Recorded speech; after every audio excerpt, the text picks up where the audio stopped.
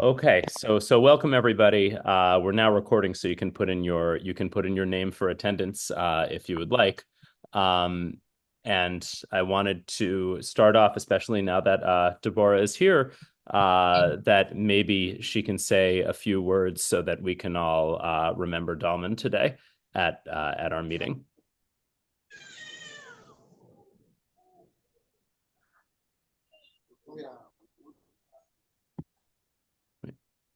Good Hello. afternoon, good evening, everybody. It's so sad that we lost one of the by the name of Diamond James that passed on like few days ago. Um, Diamond was a very good person. He was an employee of the Moravia Consolidated School System. I stand in Central Moravia. We worked together for like more than 5 years, and when the program started, I added him to the group and I encouraged him and he took all to like the class. So I spoke with his family this one a day ago, his mother, and she said the first family meeting will be on Sunday. And then I talked to Mr. Randa. So Mr. Randa sent $100 on behalf of Dr. Andrew and everybody. The class will go and contribute and give a little token to the family. You know, as Liberians, we always like sympathize with the family. It's like a traditional stuff. So that's why I posted in the group chat that at least apart from the $100, if we have any other contribution to make, like you don't have, it's not compulsory though, but at least little, if you can just send a little that we can add up, and Sunday we just go there. We're not going there as a team to say, oh, we're going to take a specific thing to like a casket or whatever. No, but we just going there and like, oh, a little contribution from I help Liberia on behalf of the team of I help Liberia in our class, the math online class, because Damo was one of the persons that was always active, and he always, every time he was in class. So at least as a group, as a class, we ought to pay that visit to his family. So the actually meeting will be in Jacob time, but his mother lives in Fiamma area. So I'm just begging everybody, all of us that are in a class, at least, even if it is 300, 400 Liberian dollar, that will be able to add up on what we already received as a class from Mr. Ranel on behalf of all of us. So we can go and pay that visit on Sunday. Um, so I just want to give the information about Tamil that nothing much. Thank you so much, everybody. Okay, you're welcome, and thank you for speaking. Maybe before we move on, is there anyone else who would like to who knows Dalman and would like to say anything before we start the math? Yes, sir. Yes, Prince. Yes. Yeah. Okay. Thank you. Today again, we are about to start our lesson. I I want to congratulate our mother for the first step, the first bold step on behalf of the class, and also you and Dala, Mr. Ranoff, for such at least initiative taken so far to see at least we are represented. So whatsoever she said, if any other contribution, at least we try our own possible way to see onto it. And I would like her to also, because she said Chicotan, because Chicotan is not far from me. So maybe the precise area or be we and then tell us, and maybe when they go in there, then we make ourselves available. If we're around, then we'll go with them too. It will also be okay. Okay, great. Thank you, Prince. Okay, thank you so much. You're welcome. Anybody else?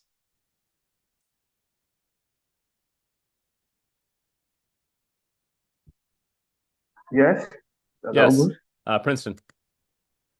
Yes, I mean, thank, we thank to, I need to thank Mother Sange for that step, for the ahead budgeting, also Mhm. you.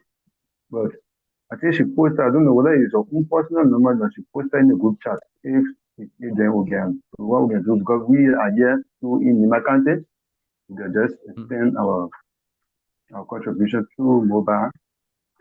Then that's that will send the mobile account number in the group chat that they unleash all the data.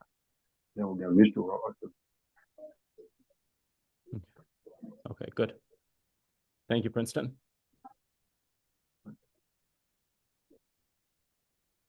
Okay, anybody else?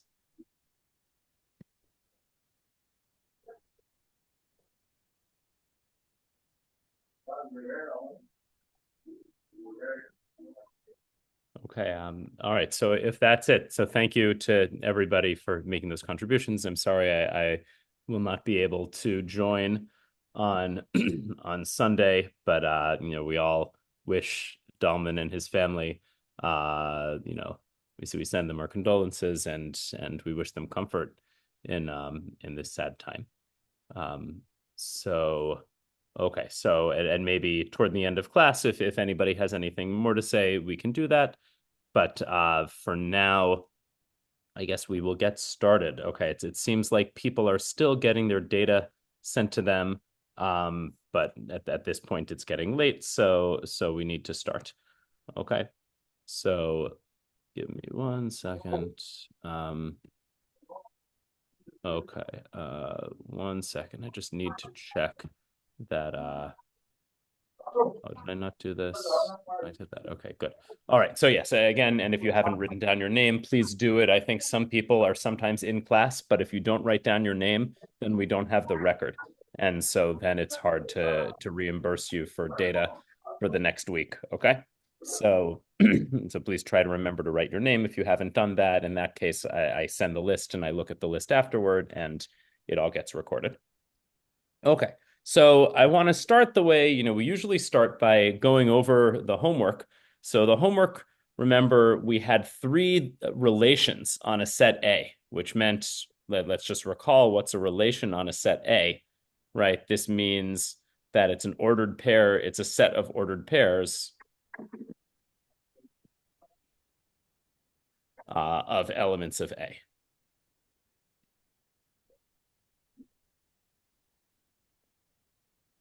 Okay, so there's a set of ordered pairs of elements of A. And so these various relations, we have these properties. We want to see if it's reflexive or symmetric or transitive, or is it a function? And if it is a function, does it have this property that it's a one-to-one function?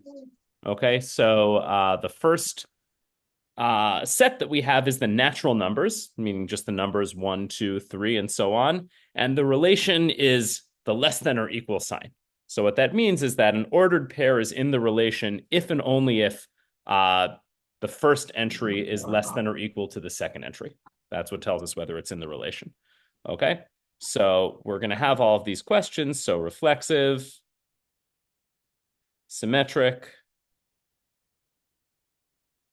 transitive, and then function, and then one-to-one function.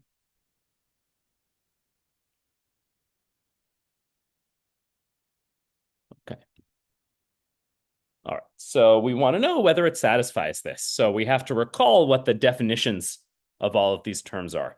So remember, reflexive, does it mean that you always have A comma A in the relation for everything there? So if you have two numbers that are the same, are they in the relation? Are they related to itself? So in this case, it's asking if I have two natural numbers, if I have a natural number A, is A less than or equal to itself?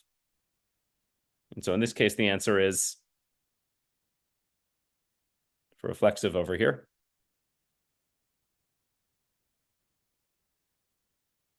Would anybody like to answer? I think it would be yes. Yes, exactly. Right. So the answer is yes. And that's because, why? Because A is always less than or equal to A, right? This is what it means. Yes, because we're saying that if you have any natural number, it's always less than or equal to itself. So that means that it's reflexive, okay? So symmetric, remember what this means. This means if A is less than or equal to B, does this imply that B is less than or equal to A? So let's say I have two natural numbers and one is less than or equal to the other one. Does that mean that if I switch the order, I still have less than or equal?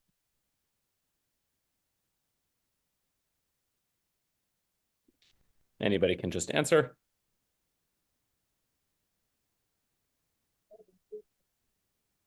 No, exactly. So Robert, thank you. Right. So the answer here is no, right? Because, for example, I could take, if 2 is less than or equal to 3, which it is, that doesn't mean that 3 is less than or equal to 2, right? This is almost like it's almost completely non-symmetric. This is actually what's called anti-symmetric, which is if A is less than or equal to B, then B is almost never less than or equal to A. The only time when they'd both be true is if A and B are equal, right? So this relation does not satisfy the property that if A and B is in R, then BA is also in R, right? Because, 2 comma 3 is in the relation. 2 is less than or equal to 3, but 3 comma 2 is not in the relation because 3 is not less than or equal to 2. Okay, so it doesn't satisfy this symmetric property, right? And so transitive, remember what transitive means. Transitive means if A is less than B and B, if A is less than or equal to B and B is less than or equal to C, does that mean that A is less than or equal to C? Right, that's this relation. So James says it is transitive, and that's correct. It is transitive. So that's a yes. Great, because this is true, right? If B is at least as big as A and C is at least as big as B, then C is at least as big as A, right? So this is fine. So this is transitive. Is this a function? Remember what a function means. I'll write what this is. What's a function? Wait, let me do this in red. Remember that a function means that there's exactly one ordered pair AB for each little a in the set, for each A and A. So if I have, a given natural number like 2 or something like that, is there exactly one ordered pair that starts with 2? Right.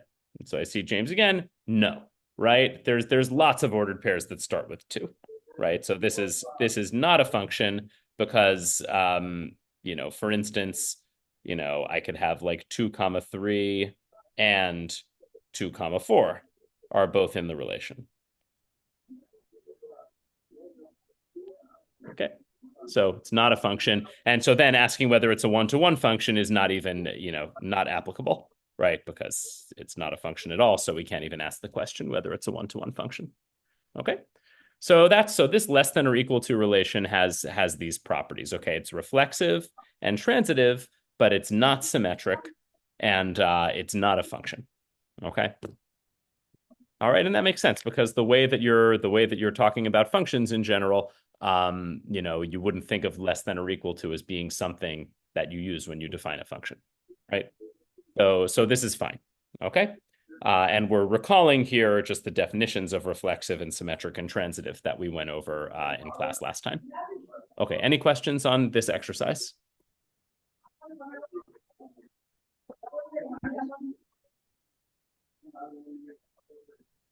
Yeah, sure. Yes, Prince, yes. Yeah. Totally symmetric. Yeah. Yeah. So in case maybe for any reason the number changes because what you are saying A is less than or equal to B.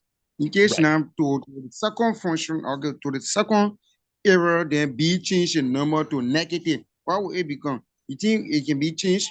Right. So this is true. Yes. So if A is less than or equal to B, then it's true that negative B is less than or equal to negative A.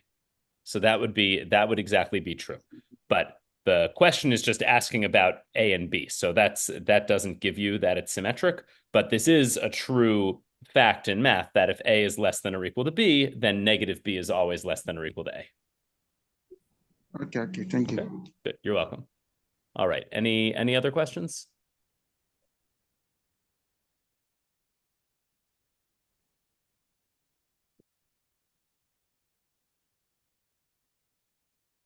Yes, I have an issue concerning the function.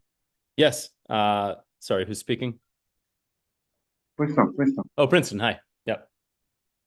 Yes, we have, he said that 2 comma 3 and that of 2 comma 4 is in the relation, right?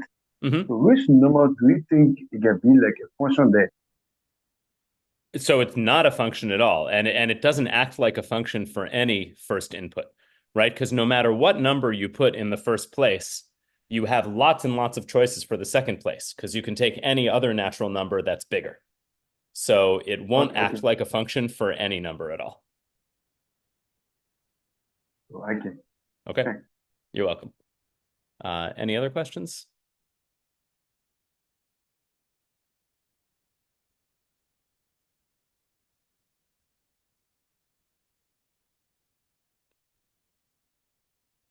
Okay, so let's continue. So homework exercise 2, same question, but now the set is the real numbers, and the relation is given that an ordered pair AB is in the relation if, that should say if and only if and only if B is equal to 3A plus 4.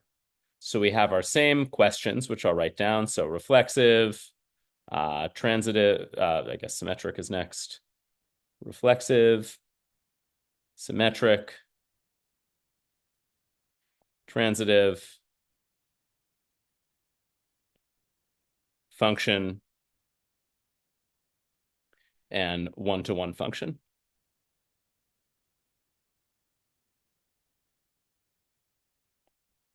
Okay, so let's start with this here. Okay, so reflexive. So do I have that? So this relation, let's maybe even before we answer the question, let's look at, some elements of the relation.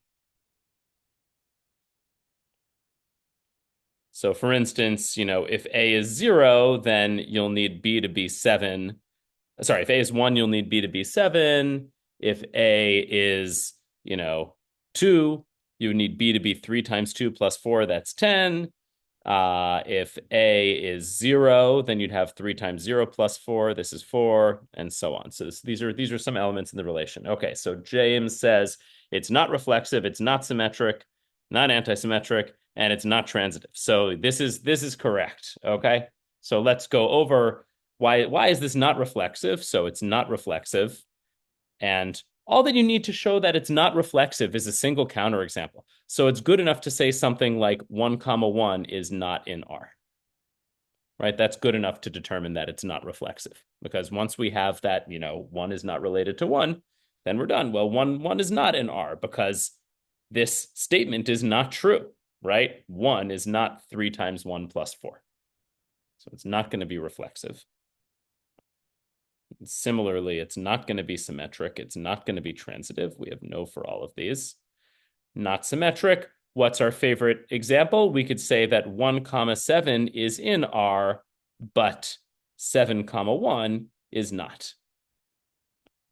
Right? That's maybe a justification for why this is not symmetric, right? Because 1, 7 is in R because 7 is 3 times 1 plus 4, but 7, 1 is not because 1 is not 3 times 7 plus 4.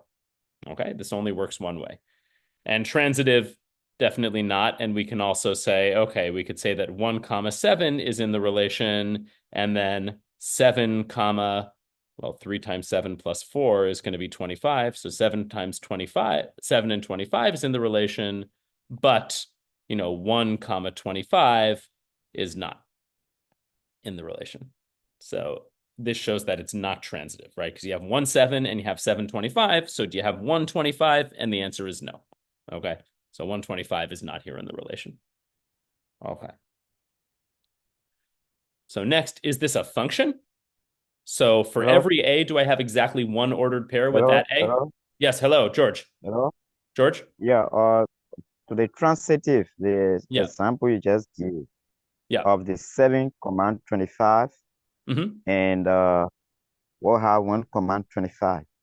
And we are talking about real numbers. Yeah. So with the relation, let's say the relation, I'll take into account these other real numbers, because 7 command 25 is a real number, Oh, and no, then sorry. 1 When command I say 25 R also. here, I mean the relation R. This Okay, isn't the the real relation, numbers. okay. Yeah, right. Okay, When I okay, write okay, real okay. numbers, I write it with 2 lines. I write it like that. Okay, Okay, okay, yeah. okay, thank you. No, but it gets confusing with R. There's only so many letters, right? So the same letter starts 2 things, so it can be confusing. Yep. Okay. Any other questions? Okay, so is this a function? If I have an A, is there exactly one ordered pair AB that's in the relation?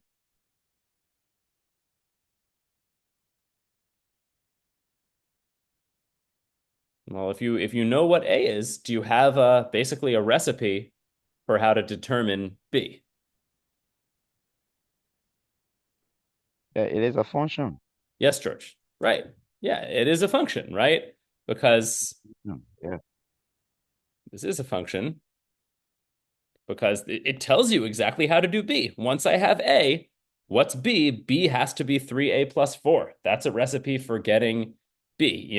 For every a way that I can say this is for every A, only the following ordered pair, only A and 3A plus 4 is in the relation. Right? So you get exactly one ordered pair that starts with A. It's going to be A and then 3A plus 4. Okay.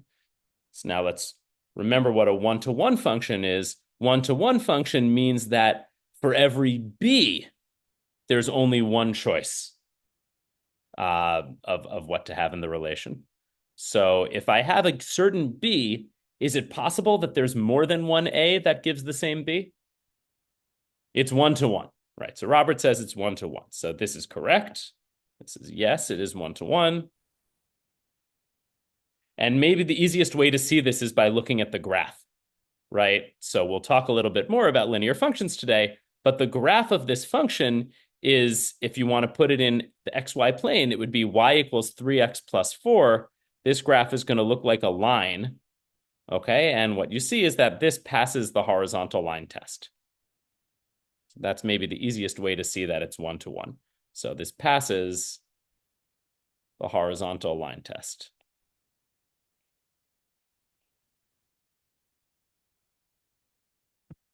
Okay. So this is a function and it is a one-to-one function, but it does not satisfy any of these other conditions. Okay.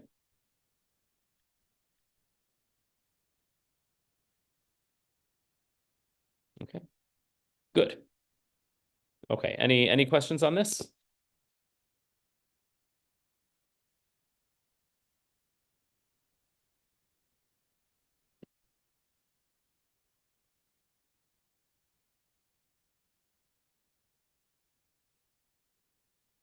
Okay. So if it's clear, we'll move on. So the third example, so the last example on the homework, again, A is the real numbers. And then the relation is given by an ordered pair AB is in the relation if, I wrote this again, if and only if B is the absolute value of A. Okay, so every linear, Robert says, yes, every linear function is one-to-one. That's right as long as the slope is not 0. So yeah, so every linear function that actually has an x term is always going to be one-to-one because they're lines. And as long as the line's not horizontal, then it will always pass the horizontal line test. So yes, that's right. Every linear function is one-to-one. Okay, so let me just set up the questions again. So reflexive, symmetric, transitive, function, and one-to-one function.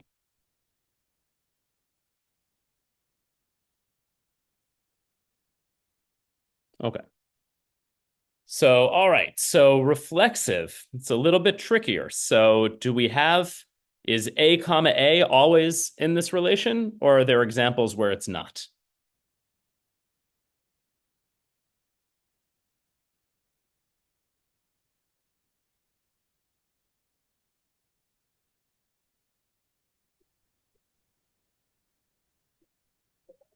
So I see a yes. Do we have every possible real number A? What does it mean that A comma A is in the relation? This means that A has to be equal to the absolute value of A for all real numbers. Right? Yeah, So that's what it means to be reflexive, right? Because you would have to have the A comma A being there. That would mean that A is the absolute value of A. So is that always true? No. Princeton? No, right? So why is No. that? What's a counter example? What's a number where that's not true?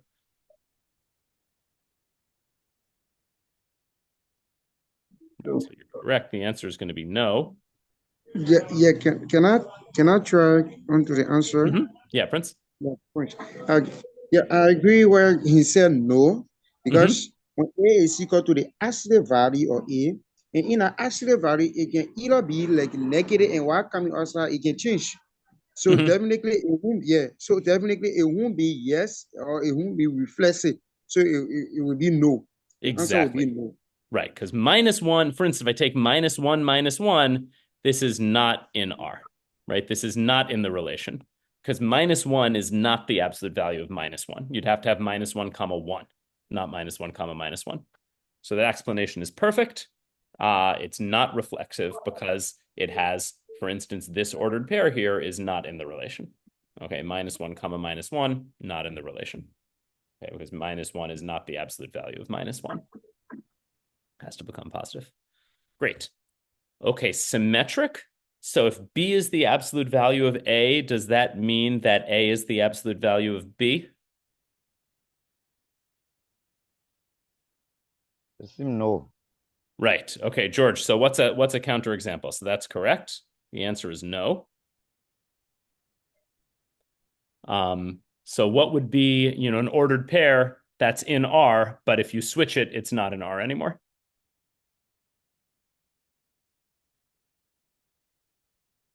So let's say 1, 2. Well, 1 comma 2 is not in R, right? Because 2 is not the absolute value of 1. Yeah. Right. So to show that something's not symmetric, you need an ordered pair that is in R, but its reverse is no longer in R. So what would be an example of that?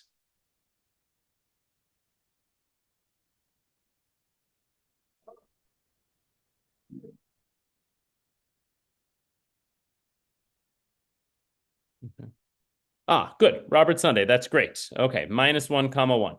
Perfect. Right. So if we have -1 comma 1, this is in R, but 1 comma -1 is not. Right. Because 1 is the absolute value of -1, but -1 is not the absolute value of 1. Okay. Oh, I'm sorry I have to leave to teach, Benson. Okay. I didn't realize that there's teaching this late in the day. I picked this time because I thought it was after when everybody's finished teaching, but we'll try to figure it out. Okay. Okay. So -1 comma 1 is in the relation, but 1 comma -1 is not. Okay, transitive. This is kind of interesting. So this is a little tricky. What do people think about transitive?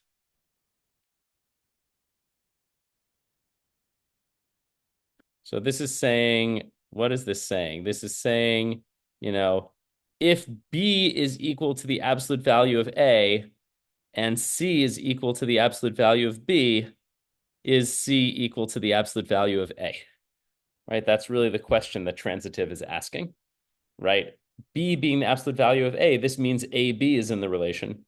C being the absolute value of B means BC is in the relation. And we're asking, does that imply that C is the absolute value of A, meaning that AC is in the relation?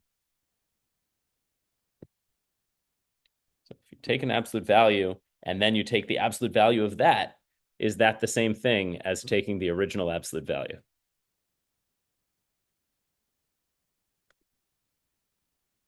Yes. All right, good. So Enoch and Robert say yes, which is correct.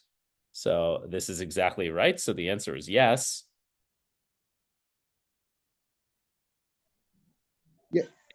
Yes, somebody, Yeah, Prince, did you want to explain or ask a question? yeah, Prince. Yeah. Your follow mode is yes. The reason is if B equal to the absolute value of A, and then C also equal to the absolute value of B, then it's possible that this C represent what B, because C is already equal to the absolute value of B, and C Right. can also be equal to the absolute value of the A because B is equal to A as well. Exactly. So C is the absolute value of B, which is the absolute value of the absolute value of A, right? Yeah. And so, but taking two absolute values is the same thing as taking one absolute value, right? Once you take the absolute value, there's nothing to do with a second one, right? So that's exactly right. So this is just the absolute value of A.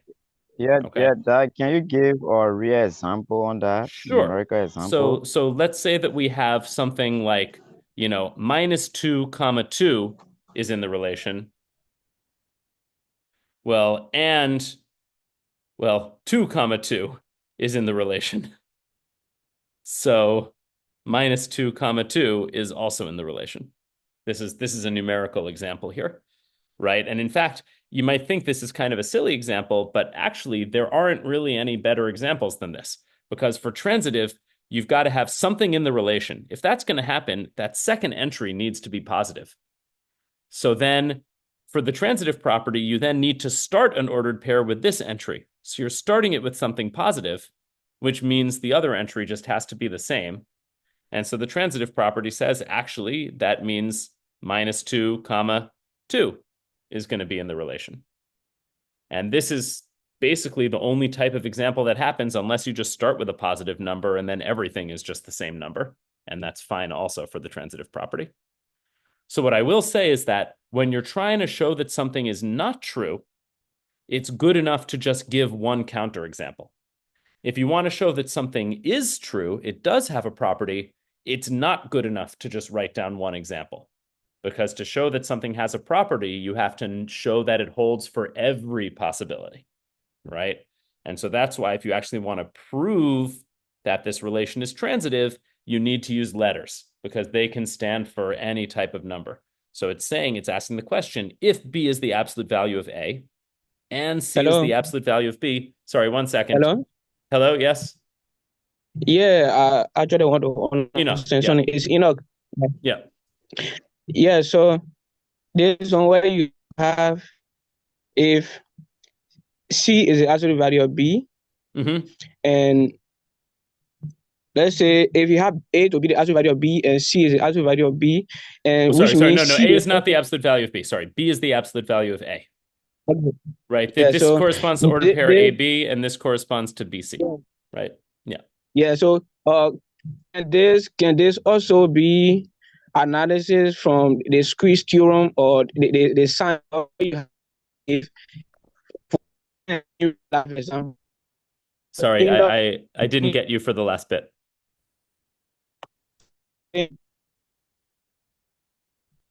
because I've come across something similar to this from the squeeze theorem or the law of subdivision, where, for example, in real life, if Prince and Enoch are friends, and Prince is also friends with John, it means that Enoch and John are possible being friends, right?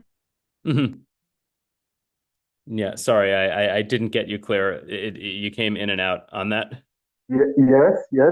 Princeton, Let me yeah. help you when he's saying yes. He is saying for scenario, I have the prince, I have the jeans, and I have the hero. If Okay. prince is friendly with jeans, if possible that jeans can also be friendly with hero. Mm-hmm. Gotcha. Right. So, I mean, in general, maybe, but I mean, this is what transitive means exactly.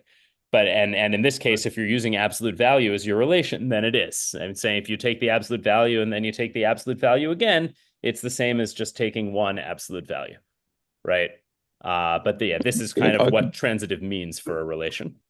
Yeah. So in that case, it tells us that the three coordinates have a relationship, right? Right. So it's All saying three if have a you've got relationship. A and B and you've also got BC, that means you're going to have AC in this particular relationship. Okay. Thank you. Okay, you're welcome.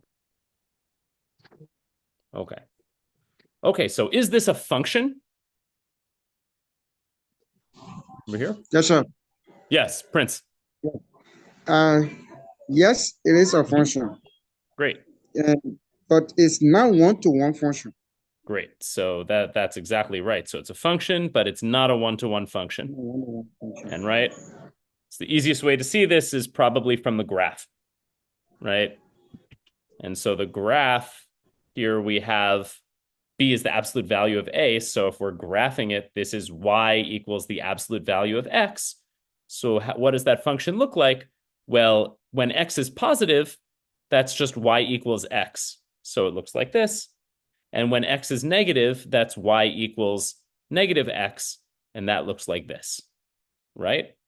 So the vertical line test is fine, right? Every vertical line passes the graph exactly once, but the horizontal line test is not fine, right? I have horizontal lines here that pass through the graph twice.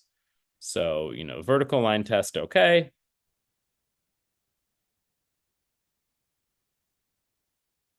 But horizontal line test, not okay.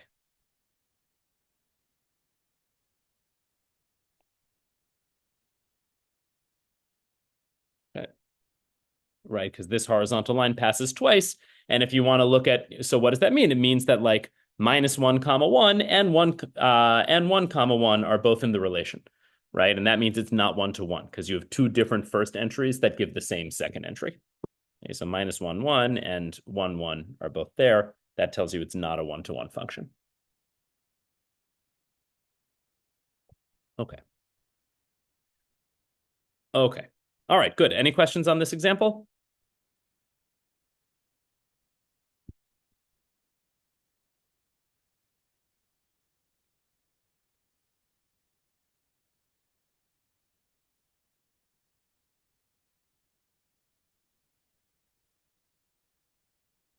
Okay. Good. All right. So let's move on to what we're going to start today. So today, what we're doing is just doing an overview of a lot of functions that we're going to see when we study calculus. So we've already seen this in the problems. So let's just recall that we can think of a function from A to B as a relation between A and B, such that each element of A of the first set is the first entry in exactly one ordered pair. Okay, that's what makes it a function, because if you input A, you've got exactly one ordered pair AB, and that means that the output of the function is going to be B.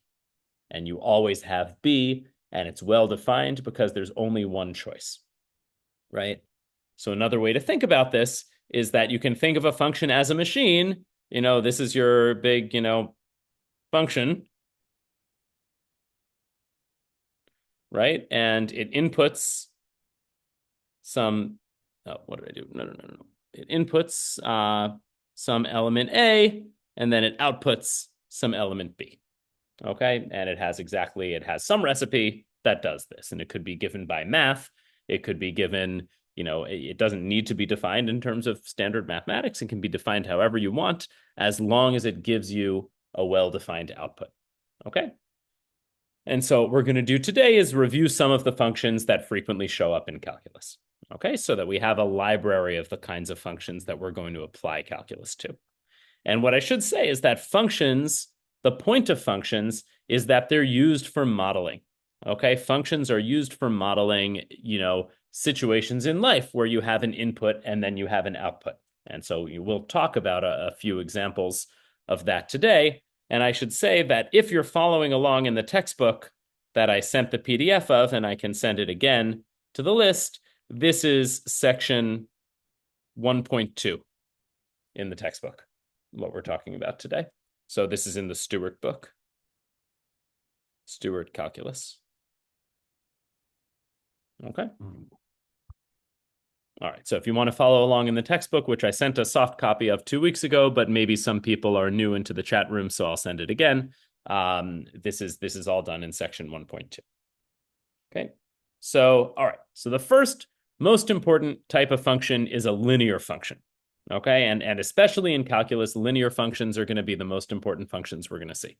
Okay, so a linear function is a function given by this kind of formula. So the formula is f of x equals mx plus b, where m here is a constant called the slope of the function, and b is a constant called the y-intercept, okay? And they're probably the most important functions in mathematics. If we can try to model something using math and there's a linear relation between two quantities, then that's usually the easiest thing to understand. And we try to always find if we can find linear relations between two quantities. Okay, and so they're used to model lots and lots of different phenomena and express lots of mathematical relationships and physical relationships and chemical relationships, in all sorts of science. Okay, so so one example is I can take the following function, f of x equals 9/5 x plus 32, right? So this is a linear function where this 9/5 here is the slope and this 32 here is the y-intercept. And what is this function? This is the Fahrenheit to Celsius, the Celsius to Fahrenheit conversion function. Okay, so if you take degrees Celsius to be your input, so here x equals a temperature in degrees Celsius, then f of x is going to correspond to the same temperature in degrees Fahrenheit. Okay, so example, if x equals 10, well, or maybe let's say if x equals maybe 25, so that would be 25 degrees Celsius. How do we figure out what the Fahrenheit is? Well, we apply this linear function to figure it out. So then f of x is equal to 9/5 times 25 plus 32. And that's equal to, well, 25 divided by 5 is 5. So this is just 9 times 5. So 9 times 5 plus 32. And this turns out to be equal to 77. And so that means the temperature is going to be 77 degrees Fahrenheit. Okay, so you input 25 degrees Celsius, the output is 77 degrees Fahrenheit. Okay, so these are the same temperature, and they're related by a linear function. And a lot of times, if you're changing one unit to another in any physical quantity, so if you're changing between metric system and imperial system, or if you're, changing from even just something very simple like meters to kilometers, then everything you're doing, it's going to be scaling, or in this case, it's not just scale, but it's a scale and a shift. So it's a general linear function. Okay. So this models, for instance, the conversion from Celsius to Fahrenheit, okay? And in general, we should say the slope of a linear function that represents the relative change of a linear function relative to its input. So what that means is if the temperature goes up by 1 degree Celsius, so if your input x goes up by 1, so you go up by 1 degree Celsius, then the output goes up by 9/5. Right? Because if I increase x by 1, that doesn't do anything to the 32, but it does raise this term over here by 9/5, right? I add 1 to x, that means I add 9/5 to 9/5 times x. So the slope of 9/5 means every time the centigrade temperature goes up by 1, the Fahrenheit temperature goes up by 9/5 or 1.8. Okay? And so this idea of slope representing the rate of change of a linear function is one of the fundamental ideas of calculus. I mean, it seems simple, but what a lot of differential calculus is all about is understanding rates of change of things that are maybe more complicated than linear functions. But we still want to understand how rates of change work, okay? And so we have to understand the simplest example first, which is a linear function where you can just read off the rate of change by looking at the slope. Okay, so any questions about this aspect of linear functions? On the next page, we're going to show how to graph. But for what we've done here, any questions?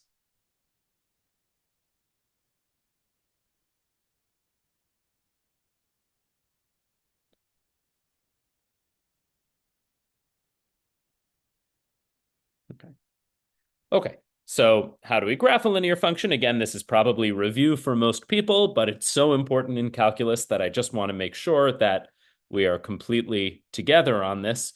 So if I want to graph a linear function, y equals mx plus b, let's use our same example. So let's say y is equal to 9/5 x plus 32. What do? You start at the point 0, comma b. So this is the point 32. This is called the y-intercept. And notice that it lies on the graph, because if x is equal to 0, then f of x is m times 0 plus b. So that means f of x is b. So this point 0, comma 32 lies on the graph. And then we draw a line with slope 9/5. So a line with slope 9/5 means every time you move over by 5, the graph goes up by 9. Okay, so we could draw it like this. Okay, and it's just a line. So once you have a point and you have the slope, I'll say 9/5. This means that if we drew a triangle like this that went over by 5, then it's going to go up by 9. So maybe I should have drawn this a little bit steeper. But if you agree with how I labeled this triangle, then that's fine. So then this is going to be the graph of a function. And so for instance, I'd have another point here, right? If this first point here is 0, comma 32, then if I go over by 5, the line goes up by 9. So I'd have another point here given by, 5, comma 41, and so on. Okay. Because the x-coordinate goes up by 5, the y-coordinate goes up by 9. So this means 5 degrees Celsius is 41 degrees Fahrenheit, and so on. Okay. So this is how you graph a linear function. Relatively simple. All you need to know is the m and the b, and that gives you a point and the slope. And once you know the point and the slope, then you know the entire equation. All right, any questions?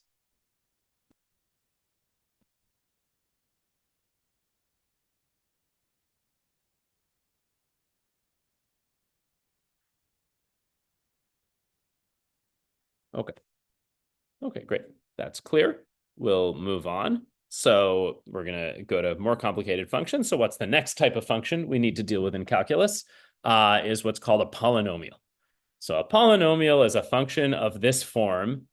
It maybe looks like a lot of letters and somewhat abstract, but the point is you have an x to the d term, where d is some, non-negative integer, and an x to the d minus 1 term, and so on. And they all have these constants over here. These are called coefficients.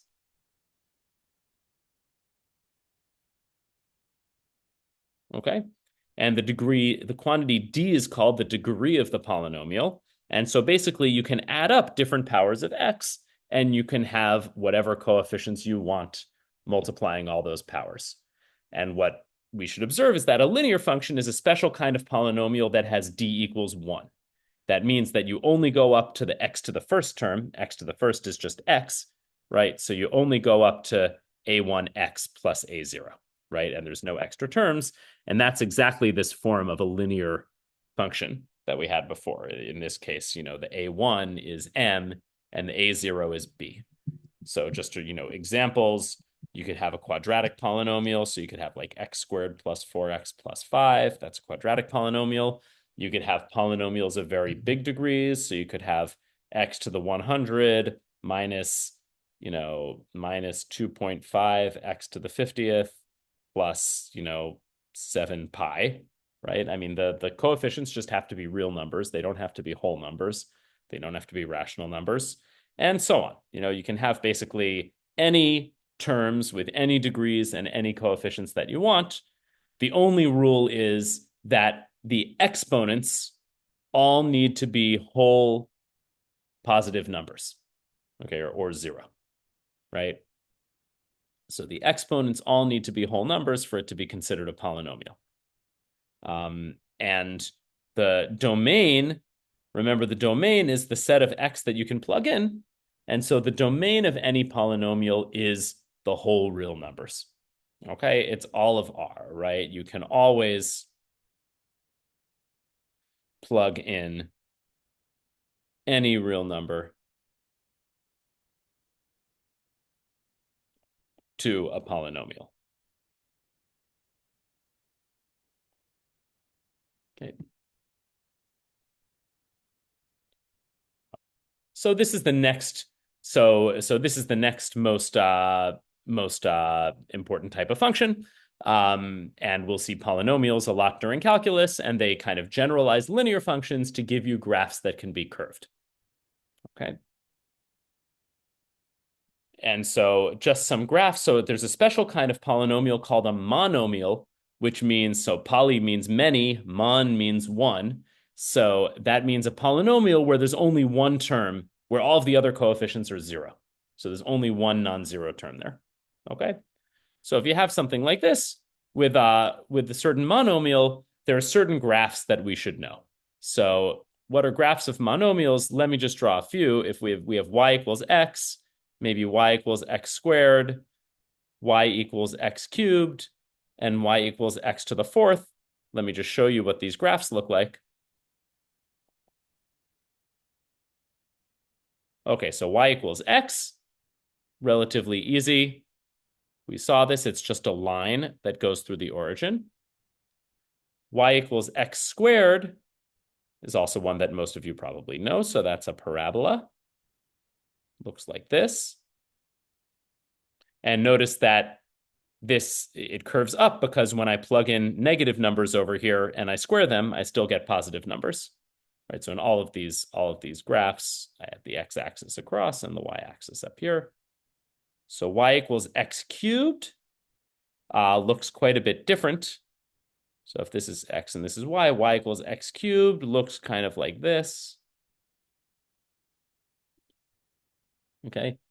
Notice here that when I cube a positive number, I get a positive number. And when I cube a negative number, I get a negative number. Okay, so that's why it doesn't curl up like the x squared here. And then lastly, y equals x to the fourth actually looks a lot like y equals x squared, but it's a little bit sharper on the sides and then a little bit flatter when it goes through the origin. Okay, so this is y equals x to the fourth. Okay. Yeah, hello? Yes.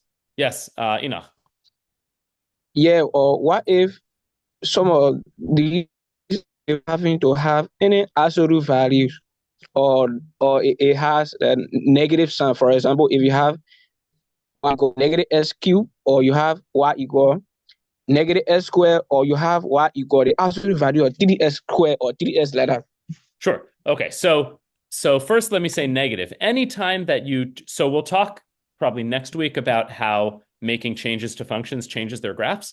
But anytime you negate your function, that always just reflects the graph over the x-axis. So it just turns the graph upside down.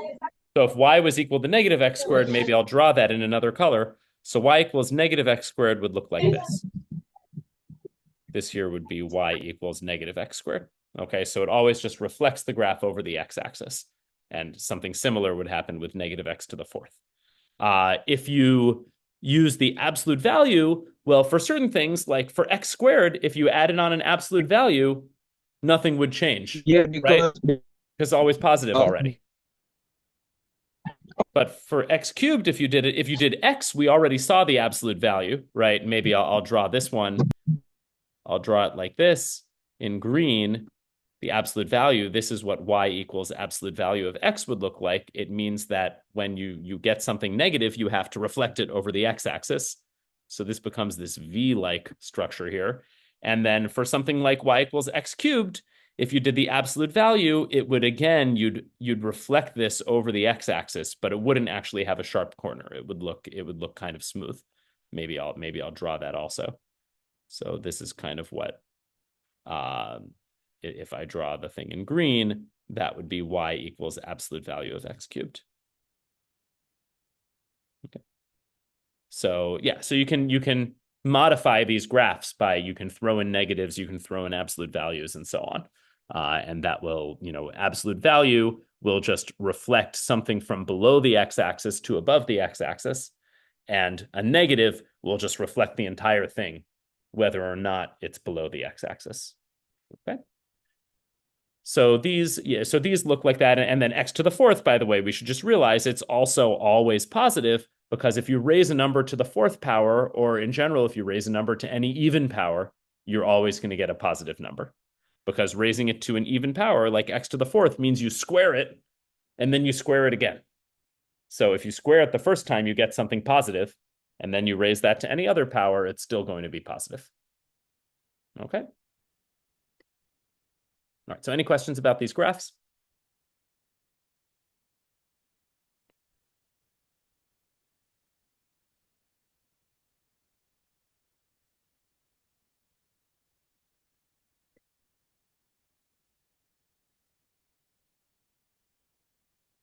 Okay. Great. Okay.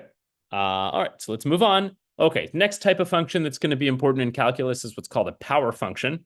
So a power function is a function of the form f of x equals x to the a, where a is a real number. And there are several types of values of a that are going to be a particularly important case. Okay. So first, if a is just a non-negative integer, then this is just a polynomial. In particular, it's not just in particular, it's a monomial. Okay, so we already saw this. If we're raising x to something that's just a non-negative integer, then we're just getting something like these graphs that I've drawn, like y equals x squared, y equals x cubed, y equals x to the fourth. Okay, so that's fine. But there's also examples where a is not necessarily a non-negative integer. So the next important example is if a is equal to 1 divided by some positive number, then this is a root function. So example here, right? If I do, the function x to the 1/2, let's say this is the same thing as taking the square root of x. X to the 1/3 is the same thing as taking the cube root of x. X to the 1/4 is taking a fourth root of x, and so on. Okay? And then likewise, if a is a negative integer, this is technically not a polynomial, because in a polynomial, all of your exponents need to be positive, but it's still a function that's going to be pretty important. It's going to be the reciprocal of a polynomial. So here we have, x to the -1 is equal to 1 over x. X to the -2 is equal to 1 over x squared. X to the -3 is equal to 1 over x cubed, and so on. This is what it means to have negative powers. And then you can also combine these. So for instance, if you have negative fraction like this, so you could have something like x to the -1/2, that means 1 over square root of x, right? Because it's x to the 1/2 is square root of x. And so if you make that a negative, then you have to take the reciprocal. So it's 1 over square root of x. Similarly, x to the -1/3 equals 1 over cube root of x. X to the -1/4 equals 1 over the fourth root of x, and so on. Okay, so these are called power functions, and some power functions are polynomials, but other power functions, like the ones I'm listing over here, are not polynomials, but they're still functions that will come up a lot during calculus. Any questions about power functions?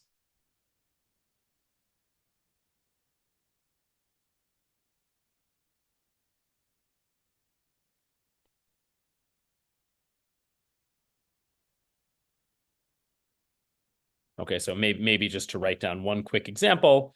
If I take, just to remember negative fractional powers, if I do 16 to the -1/4, this is the same thing as 1 divided by a fourth root of 16.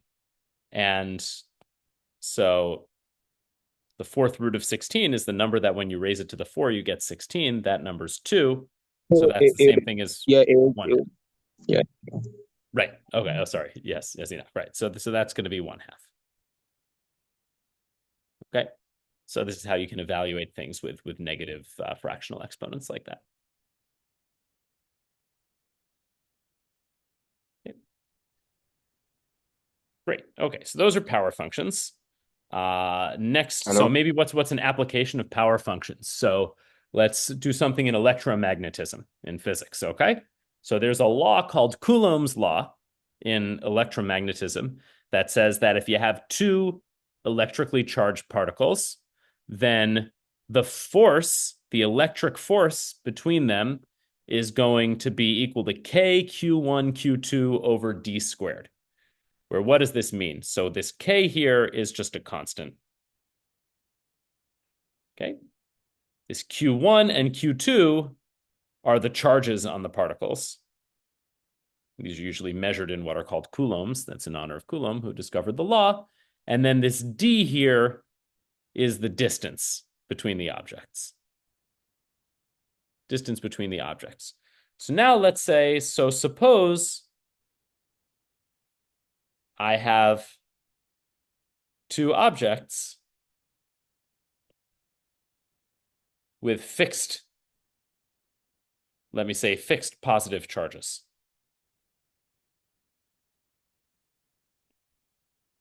Right, so we know that two objects with positive charges repel, right? And you also know that the closer you put them to each other, the more they're going to repel each other, right? If I have two positively charged objects that are far away, maybe I don't feel the electric force that much.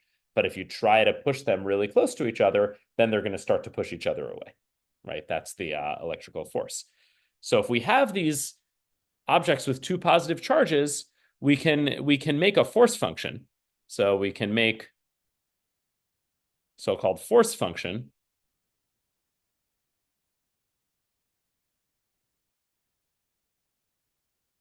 which is given by, I could call it, f of x is equal to, k q1 q2 over d squared, where this entire numerator here we think of as a constant. Right? Because I'm fixing the charges on the objects and k is just a constant to begin with. And so, oh, sorry, I shouldn't say f of x. This should be f of d. Sorry. F of d is equal to k q1 q2 divided by d squared. So in this case, this is a constant times a power function.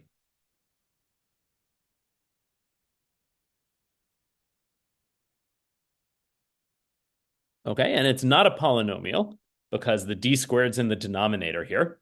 Okay, so another way of writing this is if it's divided by d squared, that's the same thing as saying k q1 q2, which is just some constant, multiplied by d to the minus 2.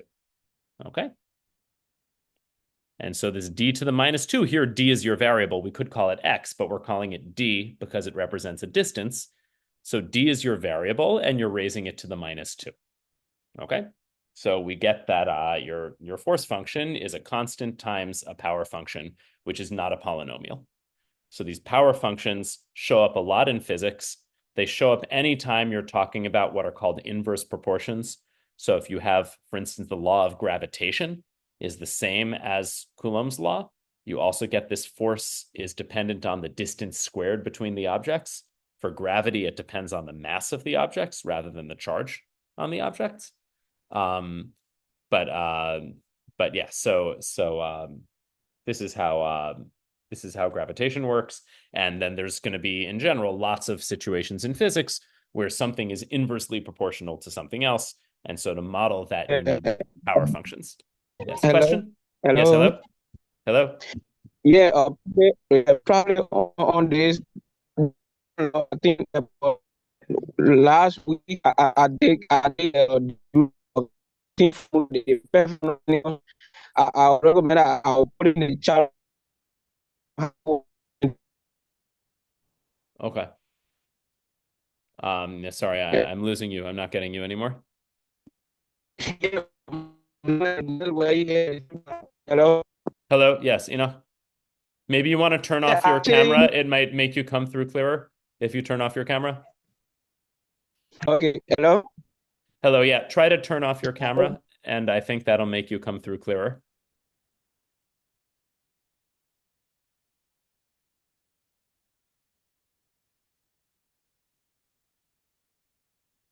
Sorry, I'm not getting you. So sometimes, yeah, turning off camera makes it take less data, and so you might come through clearer.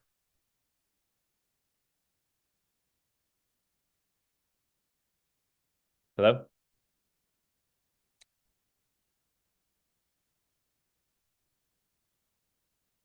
I think it's for the background. Princeton. Okay. All right. Yeah, So I maybe think we it's for need the we should move on. Okay. And any questions about Yeah. Coulomb? Oh, sorry. Hey, you're Hello? back. Hello? Yes. Hello, Enoch. Yes. Yeah, my network is not really good. I was saying, Mm-hmm. hello? Hello. Yep. But yes, I derive from getting two charges at any point on a final. So in the chart, don't have interest to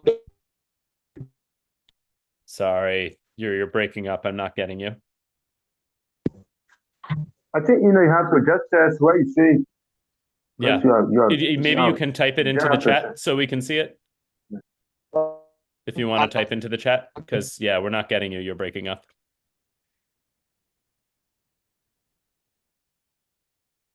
Okay. All right. Well, for now we'll move on, and if you type into the chat, then I'll try to answer the question. But we're not getting what you're saying. Okay. Okay, so that's Coulomb's law. It's an example of a power function.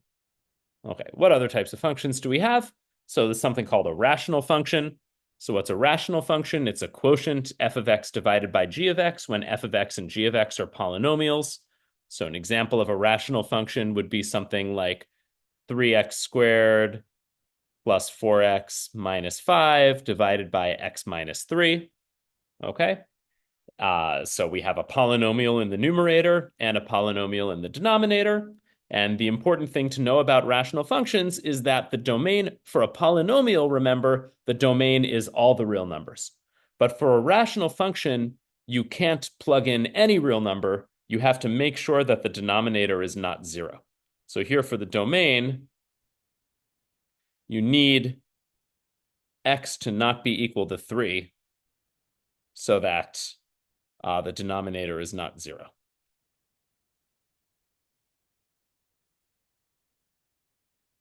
Okay, so you need x to not be equal to 3 so that the denominator is not 0. So here the domain is the notation that you can use is the real numbers without 3. Okay, so this means this backward slash here means without or, minus. Okay, so it's the real numbers minus 3 or the real numbers without 3. Okay, so normally for a polynomial, you can plug in anything, but for a rational function, you can't plug in you can't plug in things that make the denominator 0, because if you try to plug in 3 over here, you'll get, in the numerator, you'll get 34, but in the denominator, you get 0, and that's undefined. We can't divide by 0. Okay, so that means you can't do this. Okay. All right, so this is a rational function. We'll see them also. They're not as important as polynomials, but they do show up a lot. Okay, questions on rational functions?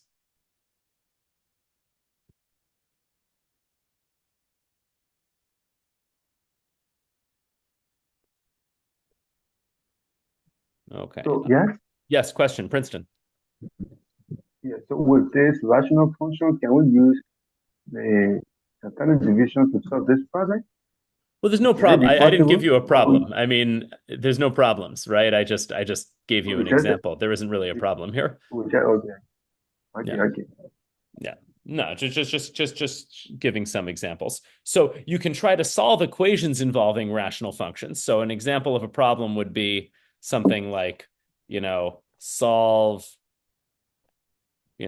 x minus 4 over x minus 3 equals 6, something like that. And then you could use cross multiplication to do this, right? So I could multiply both sides by x minus 3, and I'd get x minus 4 equals 6 times x minus 3, right? If I multiply both sides by x minus 3 here, and then I could expand that out if I want. So x minus 4 equals 6x minus 18. Then I could add 18 to both sides. So that would be x plus 14 equals 6x. I could subtract x from both sides, which would give me 14 equals 5x. And so finally, I could solve this and get x equals 14/5. Right. So that would be, one way of solving this. So I'll put that. Okay. So yeah, so if you want to solve an equation that involves rational functions, then you could do cross multiplying, or in this case, it's just standard multiplying, and this would work. Okay. So here we go. And you can solve these equations. So, rational functions are not too scary. They're not too bad for solving equations. Okay, so I see the comment from Enoch. So deriving formula Coulomb's law in terms of the force. So we've got 2 points on an infinite line of charge. Yeah, okay. So we look forward to seeing your notes if you want to post them in the chat room. Right. Okay. Questions? Charles? Yes. Yes, Charles. Hi. Yeah, it's good to be back. Good to see you. I don't know if I'm going to. Yes, talking about rational functions. I don't know if I'll be ahead of the class, but are you going to treat asymptotes? Yeah, I mean, at some point we're going to talk about graphs rational of functions? everything. Yes. So right now I'm just trying to review what are just all of the types of functions we're going to look at. Did you hear me? Yes, I hear you. Are you getting me? Are you getting me? So yes, I'm getting you loud and clear. Yes, we will. Okay, good. So we will treat rational functions when we talk more about graphs and asymptotes. For now, I'm just doing a very quick overview of all of the different types of functions we're going to see. So we're not spending too much time on any one type, but it is good to know. Yeah. So maybe I'll just mention this now, right? So you have this x minus 3 in the denominator, which means you can't plug in x equals 3. What's going to actually happen around x? I mean, so graphing this accurately requires a little bit of work. It's actually one of the things that calculus will help us do. But maybe I should just mention that at x equals 3 here, you're going to have what's called a vertical asymptote. And if you look at the graph near x equals 3, what's going to happen is that when x is greater than 3, the graph is going to end up looking like this. It's going to go off to infinity on one side of the asymptote. And when x is less than 3, the graph is going to go down to infinity on the other side of the asymptote. So we're going to talk about this a little bit more when we talk about limits. Hello? But Hello? this is hello. Sorry, 1 second. So we're going to talk about this a little more when we talk about limits. But this is one thing to know about these graphs, that they have these asymptotes where the graph jumps from one side of the line to the other. Good. Yes, Enoch. Enoch, hello. I see that you posted something in the chat room. Yes. Hello, Enoch. Yeah, or what if in a denominator you have something like the square root of x minus 2? Well, that would be another type of function that we're going to talk about in a little bit. So the square root of x minus 2 is going to be a little harder because, you're going to need x minus 2 not just to be non-zero, but you need it also to be positive. Okay. Okay. Okay. So let's okay, so this I just saw the derivation in the chat room, so that'll be interesting to look at after class. Okay, Charles, are you satisfied?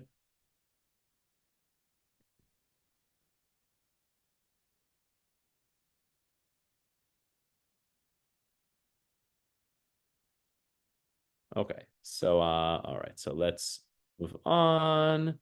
Let us move on 1 second. Okay. So good. All right. Okay, great. So let's move on to the next type of function. So exponential function is another important type of function that we're going to see. So it's a function of the form f of x equals a to the x. And generally in calculus, when we deal with exponential functions, we're going to always, it doesn't need to be a positive integer, sorry. But we always want the base to be a positive number.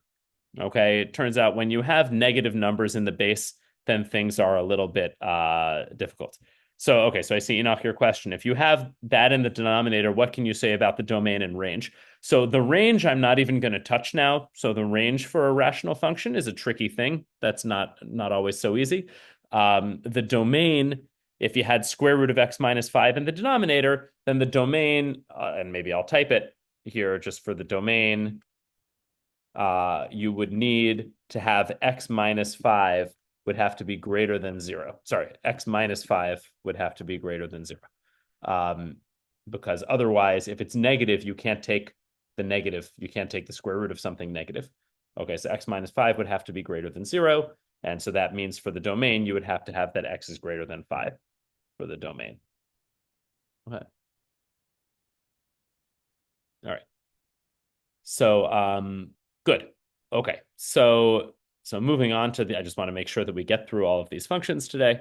So an exponential function looks like a to the x. So it's different from a power function. Remember, a power function was x to the a, where the variable was in the base and the constant was in the exponent.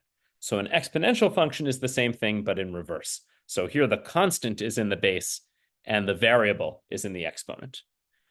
Okay, and it turns out that the graph of a function like this looks different depending on whether your base is bigger than 1 or whether it's less than 1. When it's equal to 1, you end up getting, something very silly, right? So let me draw a few examples. So I'm going to look here as y equals 2 to the x. This example here is going to be y equals 0.5 to the x. And maybe my last example will be what happens if it's equal to 1. So that would be y equals 1 to the x. Okay. Yeah, so that's true. It's not, Robert is true. So it's not a rational function because the denominator is not a polynomial. So it's another type of function involving rational functions and compositions. Okay. So, but it is a function. It's just not a rational function. Okay. So what do these graphs look like? So if you have the graph of y equals 2 to the x, we have to think about what points it passes through. So maybe let's just look at one thing you can do to help graph is draw what's called a table of values. So I'll do it here. This is x and 2 to the x. So maybe x is minus 1, you get 1/2. X is 0, you get 1. X is 1, you get 2. X is 2, you get 4, and so on. I don't want to write too much because the writing is too small to begin with. But this is just what happens when you do, 2 to the minus 1, 2 to the 0, 2 to the 1, 2 to the 2. And when you connect up all these points, what the graph looks like is this. Okay, this is what the graph of y equals 2 to the x looks like. This here is the 0.01, and this here is the 0.12, and so on. Okay. So, this is what, and over here, as x gets very small, you have 2 to some big negative power. Remember what that means. That means 1 over 2 to a big positive power. And that means 2 to a big positive power gets really big, so 1 over that gets really small. So what happens is that this graph goes toward infinity. Goes towards 0 as x goes to negative infinity. This is an example of something called a limit, which we're going to talk about next time. Okay. So, but for now, just take my word for it that this is what the graph looks like. Y equals 0.5 to the x is the same thing, but in reverse, right? So here, if I have x and I have 0.5 to the x, if I have minus 1, 0, 1, 2, 0.5 to the minus 1 is 1 over 0.5. That's 2. 0.5 to the 0 is 1. 0.5 to the 1 is 0.5. And 0.5 squared is 0.25, or 1/4, right? And this is 1/2. So when you have a number less than 1, the higher a power you raise it to, the more it goes towards 0. And the lower a power you raise it to, the more it goes toward infinity. So the graph of 0.5 to the x is going to look more like this. Okay. Where this here is, again, the 0.01, but here would be a point like, minus 1, 2. Okay. And then if you have 1 to the x, this splits the difference between 2 to the x and 0.5 to the x. So if you just have 1 to the x, you just get a straight line because 1 to the x is always 1, no matter what x is. So the graph of the function y equals 1 to the x just looks like this here at 1. Okay. So these are types of exponential functions. There turns out to be a very important exponential function in calculus where the base is a number called e. This is called Euler's constant. It's an irrational number, but it's approximately equal to 2.718. Goes on for a little bit after that. E to the x is going to have a very important function in calculus. It's the function where its derivative is equal to itself. And we'll see that, e to the x is an important function for modeling exponential growth and radioactive decay and all sorts of things like this. Okay, So we haven't actually defined E yet. I'll tell you it's this number, but you can actually define it in terms of calculus. We'll show you how that works a little bit later on. Okay. But we'll see that when we have these exponential functions, the one that shows up more than anything is this function e to the x. Okay. And for an exponential function, the domain is the real numbers. You can always plug in any exponent that you want, and you'll get an answer. This is because we're assuming that the base is positive. If the base is negative, then you run into some issues, like -1 to the 1/2 would be the square root of -1, and that's imaginary. So you have to be pretty careful when you have negative numbers in your base. And even when you have 0 in your base, 0 to the 0 is not really defined. So we're going to use positive numbers in the base to make sure that the domain can be all real numbers so that we can always plug anything in. Okay. All right. Any questions about exponential functions?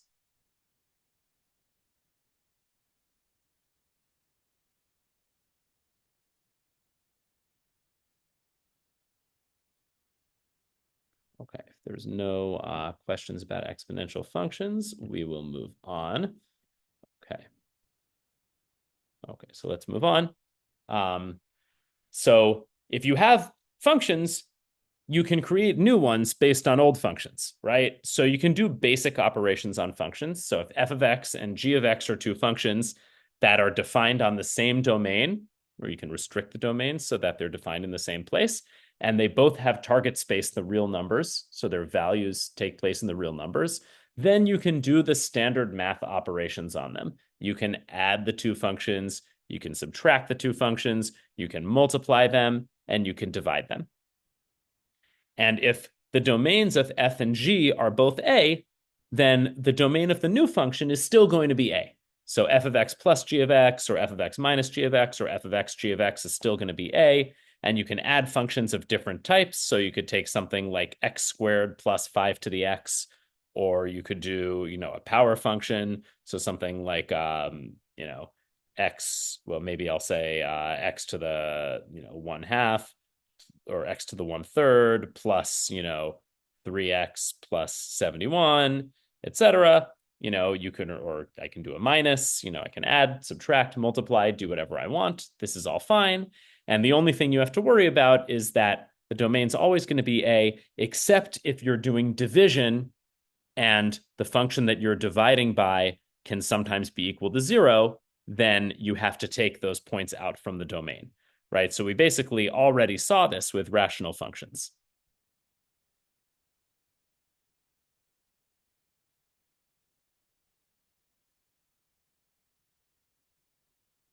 Okay, so we already saw this with rational functions, right? I forgot what our example was, but it's like x squared or 3x squared plus 4x minus 5 over x minus 3.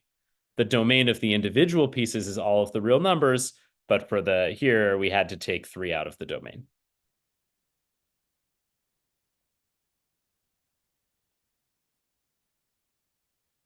Okay. So in order to get that to work, we had to take 3 out of the domain. Okay.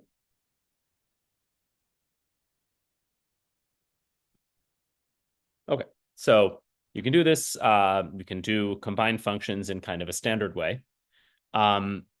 Somewhat more complicated way to combine functions is something called composition, which we're going to see a lot.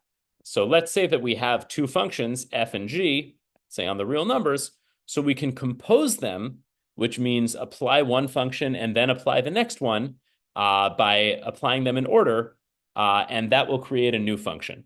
And we can also compose them in the opposite order to create a new function. So this here means first apply g and then apply f. And this here means first apply f and then apply g. So sometimes it's written like this. This is read f following g, and this is read g following f. And the way you should think about it is that, you have some, function f, or maybe I'll do g first. Some function g, that's a machine here. And then you have some function f, that's a machine here. And we start with x as our input, right? And then our output from the function g is going to be g of x, and then that's an output here, but then it feeds into the function f as an input, and then the output that the function f gives you is exactly f applied to g of x. Okay. So you first start with g of x, and then you output f of g of x. So an example would be, let's say that f of x is equal to x plus 2, and g of x is equal to x squared. Then if I take f of g of x, this is saying first do g of x, so get me x squared, and then plug that into f of x. So f of g of x is f of x squared, which means I plug in x squared for x in the definition of f, and so that's going to give me x squared plus 2. Alternatively, if I do them in the opposite order, I can take g of f of x. That's g of f of x here. That's f of x is x plus 2. So that's g of x plus 2. I plug x plus 2 into g. That's going to give me x plus 2 squared. And now this is different. Yes, enough? Yeah, if it's in there for now, the value now you're going to change to s squared plus 4s plus 4 now. Exactly, right? So x squared plus 4x plus 4. And the key thing to notice is that these two things are not equal to each other, right? So when I compose functions, the order matters, right? It's not like addition or multiplication that I can add in either order. If I'm going to compose functions together, I'm going to get a different result depending on what order I compose the functions in. Okay, so that's what I'm saying here, that f following g and g following f are not necessarily the same function.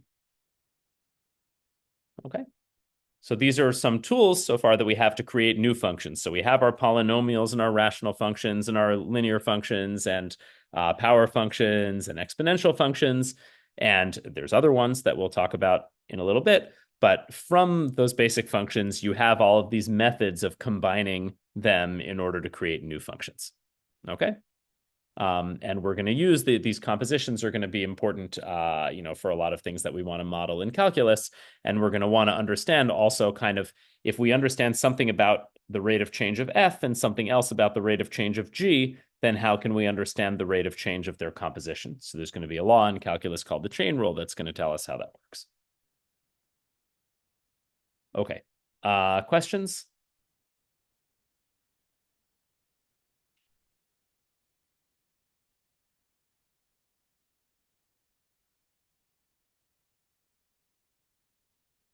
Yes. Yes, James. Yeah, how you manage to get a s squared plus 4x plus 4? So when we expand out a binomial, when we square it, we always need to do the first part squared plus the second part squared plus 2 times the product of the inner two pieces, right? So this is really the way that we see this. Maybe I'll write it in red, is that this is x squared plus 2 squared plus 2 times x times 2. Yeah, hello? Hello, yes, Ina? Yeah, I think the best way for you to explain for somebody to understand s squared s plus 2, I think you have to express it s plus 2, which is if you have a squared, which is a times a. So yeah, I think you have to put s squared, s plus 2 times s plus 2 to do the FOIL rule, okay? Right. Mm-hmm. Yeah, so the FOIL rule is going to be an x squared for the first, plus 2x for the outside, plus 2x for the inside, plus 2 squared for the last, right? And so this will all be the same. Right, so this is how you understand why you do this. You write it out like this and do the FOIL rule. I would say squaring things happens enough that it's worth it to just memorize it and not FOIL it out every time. So we're going to square things a lot. So you want to just remember the first one squared plus the second one squared plus 2 times their product. Okay, but the way you derive this, as Enoch said, is exactly from the FOIL rule here. Okay, great. Other questions? Right, and so just observe that this here is the same as this, right? This is x squared plus 4x plus 4.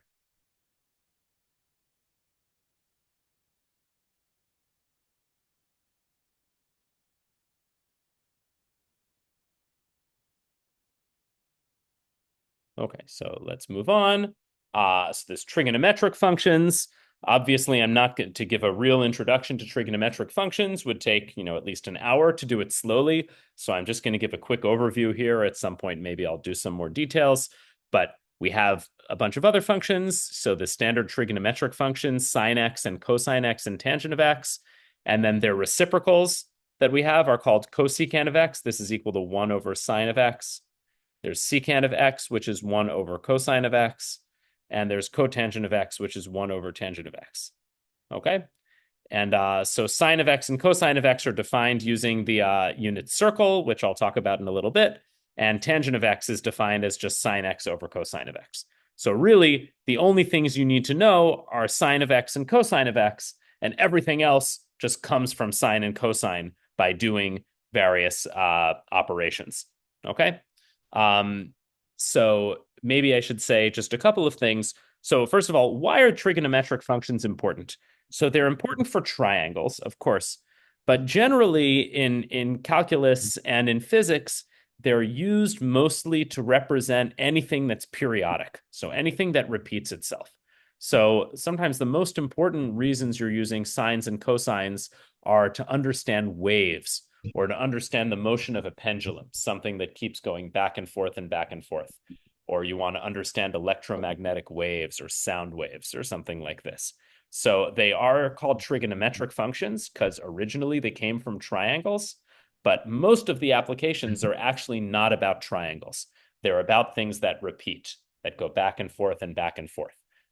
So anything that's periodic, like the weather, like the number of daylight hours in a given day. If you were in the class last year, we showed how sines and cosines can model that. And in general, if you're doing any kind of physics where you're talking about waves or pendulum motion or things that repeat themselves, these things are measured in terms of sines and cosines. And another important thing is in calculus is that the inputs to these functions, we always think of them as radians when we're doing calculus, okay? We never use degrees because degrees make the calculus formulas not work so well. So just remember what 1 radian is. If I draw a circle with radius r, and I draw an angle like this, and then I cut out a piece of the circle's circumference that's also r, and if this is my angle theta, then the angle theta is equal to 1 radian. And so as a conversion, 1 radian is about 57 degrees, and 1 radian is in fact exactly 180 over pi degrees. Okay, it's about 57. Yeah. Okay, so seems like, okay, you're used to degrees. Degrees are easier, but it turns out that you just can't do calculus in terms of degrees. Okay, it just makes formulas involving sines and cosines really, really bad when you do them in terms of degrees. So you use radians instead, and everything becomes much nicer when you work at these things in radians. Okay, so if we do some trig, we'll talk a little bit more about radians, but just for now, mention that the input, we always think of this input as an angle, and we think of that angle as being measured in radians. Okay. So let me quickly just define sine and cosine. This is probably a review. If people want to do some more trigonometry, we can review it more, although we did cover this last year. So at least for the people who were in the class last year, they should be familiar. So remember how I define sine and cosine of an angle. I draw a unit circle. I draw a unit circle centered at the origin.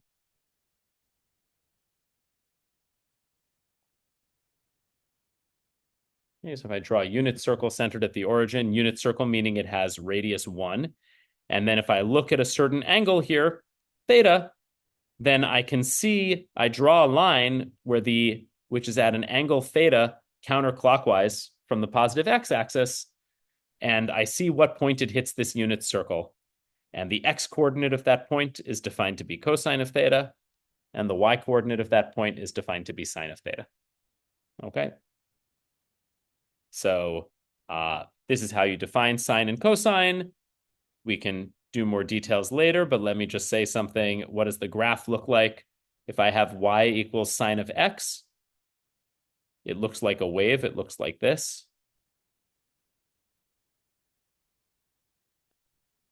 Okay, the domain equals r is everything. You can take sine of any angle. If the angle is bigger than 2 pi radians or 360 degrees, you just go around and around in circles. That's why the sine function does this repeating graph. And similarly, y equals cosine x actually looks the same, but it's shifted over a little bit. So y equals cosine x looks like this.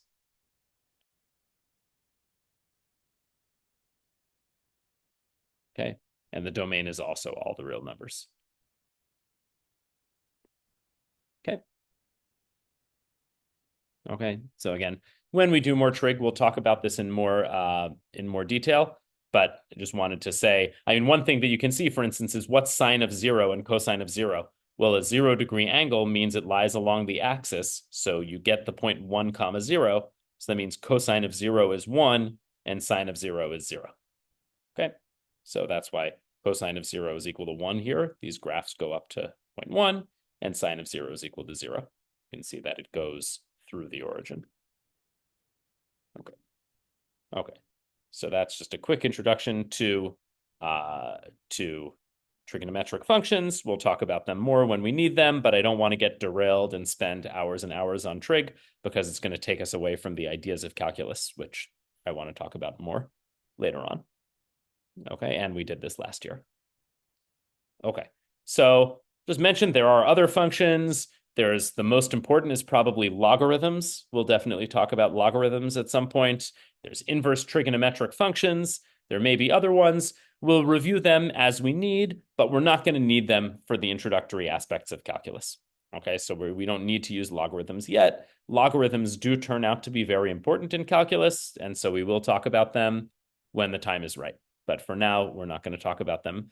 But there are, there's something called a common logarithm. There's something called a natural logarithm, which is particularly important in calculus. And, we'll talk about these when we need them. Okay. So the last thing I wanted to talk about is, properties of some functions on the real numbers. So let's say that we have a function f of x where the domain and the target space are both part of the real numbers. So this means that we can graph the function. So then f of x can have certain properties, right? So maybe I'll draw 4 graphs here, one that represents each of these properties. These are all axes. They're not plus signs. So all of these are axes. All right. So f of x is called increasing if whenever b is bigger than a, f of b is bigger than f of a. So that means that as the function goes to the right, it also goes up. So an increasing function would be something like, y equals x. Right? This is an increasing function. Okay? Because as you move to the right, so whenever b is bigger than a, that means f of b is also bigger than f of a. So that's called an increasing function. It's going to be something important in calculus. Decreasing is the same, but it has to go down as you move to the right. So whenever b is bigger than a, f of b is less than f of a. So this is called a decreasing function. Maybe I'll do it in a different color. So for instance, a decreasing function would be something like, y equals negative x. Okay, that's a decreasing function. And this stuff is very important when you're modeling something. If you're modeling any kind of real world problem and you want to know how do your inputs affect your outputs, well, you want to know if you raise your input, is that going to lower or raise the output? So for instance, you could have a function that models tax revenue as a function of the tax rate, right? And so you want to know if you raise the tax rate, is that actually going to raise the total amount of tax revenue? So usually you would think, yes, that's an increasing function. But you can imagine if the rate is really high, at some point it's going to decrease the revenue, because if the rate gets too high, then people will just not pay their taxes, right? So maybe if you make the tax rate really, really, really high, then it starts to become a decreasing function. And if you raise it more, you actually collect less revenue because more people will be, incentivized not to pay taxes, right? So understanding whether functions are increasing or decreasing is very important for, any kind of practical thing that you want to model with a function. Okay, so the last two things, f of x is called even if f of minus a is equal to f of a for all a's. So we've seen an example of an even function. We could take a parabola, y equals x squared. Okay, this is an even function because if I plug in, some value, let's say a over here, and I plug in the value negative a, I get the same point on the graph. Another way of seeing this is that this is symmetric about the y-axis. It's another way of calling something an even function. So this is, I guess I should say here we have increasing, and then here we have decreasing. Here we have even. And then lastly, we'll have an odd function, and then we're going to be finished. So we'll have an odd function. So maybe y equals x cubed is an odd function.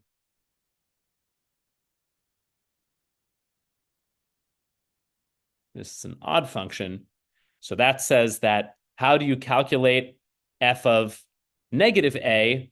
Well, it's just going to be the negative of f of a. So for instance, for y equals x cubed, an example here is, right, negative 2 cubed is the same thing as negative of 2 cubed, right? They're both equal to negative 8. Okay, so if you plug in a negative number, it negates the answer. So that's called an odd function. And geometrically, this has rotational symmetry. 180 degrees around the origin. Sorry, this is probably getting cut off on your screens. Sorry that it's so small. This says rotational symmetry, 180 degrees around the origin. Okay, so there's increasing and decreasing are more important, even in odd functions are probably a little bit less important, but it's good to talk about these properties of functions. Okay, so this class today was just meant to be a review of all these different types of functions we're going to use with calculus, just to make sure they're familiar to you, talk a little bit about their domains, and talk a little bit about their properties. And so the next time that we do class, we're going to start talking about limits. And in order to talk about limits, it's going to be good to have these functions in our library. So there's a few homework exercises. So the first one is a word problem just about linear functions. So the manager of a furniture factory finds that it costs $2,200 to manufacture 100 chairs, and it costs $4,800 to manufacture 300 chairs. So assuming that the cost is a linear function of the number of chairs, can you express the cost as a function of the number of chairs? And the hint is, first, can you figure out the slope? Once you figure out the slope, it's easier to figure out the x-intercept. So question 2 is, here are two linear functions. F of x is 3x plus 4, g of x is 4x plus 7. So I just want you to compute their composition in both orders. Third question is, if I have two linear functions, but now I'm not giving you numbers, so if f of x is mx plus b and g of x is nx plus c, is the composition linear? And if so, what is its slope? Can you figure out its slope in terms of these quantities? And then the last one is just come up examples. Can you think of two different examples of increasing functions, decreasing functions, odd functions, and even functions? Okay, so work on these problems over the week. I'll send out the notes like I always do. And I want to mention, so thank you for your attention. There is no class next week, October 4th. It's a Jewish holiday, so I won't be there. So October 11th is going to be the next class, and we'll start by discussing functions and their limits.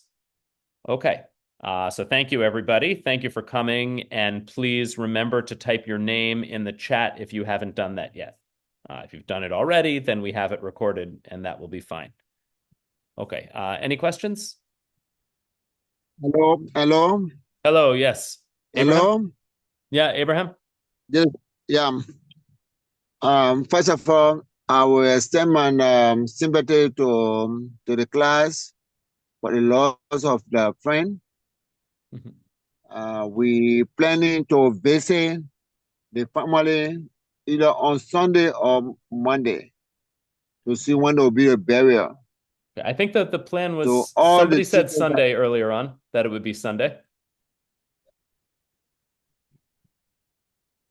Yeah, they have not, whether I'm not getting when a burial going to be taking place. Okay. But I'm planning for the team to really visit the family and then we will be able to make our own presentation to see what's going to be given to the family then. Mhm. So I ask all the teachers to be part of that. Those who, especially in Moravia, I think this lady has put some requests. If you have any donation to be made, you can be able to send it to her. Then we can start working from there and see what we can do. Thank you for today's class, even though I came in late. But thank you for today's class. Let us continue. All right, you're Thank welcome. you. Thank you for speaking. Hello? Does anyone? Yes, Charles. Yeah, my phone is kind of, the network is fluctuating. Mhm. So I really didn't get what Jabate said, because today Sange told me that one of our colleagues, passed off. And so I don't know whether it's in Monserrato or it's in Nimba. And then I heard It's Monserrato. Deborah, did you have? Are you still here? So Deborah, I It's think is. Maserati. If you go in the chat room, you're going to see it in the chat room. It is Maserati. It was a T-shirt for Maserati. Okay, that's good. That's good.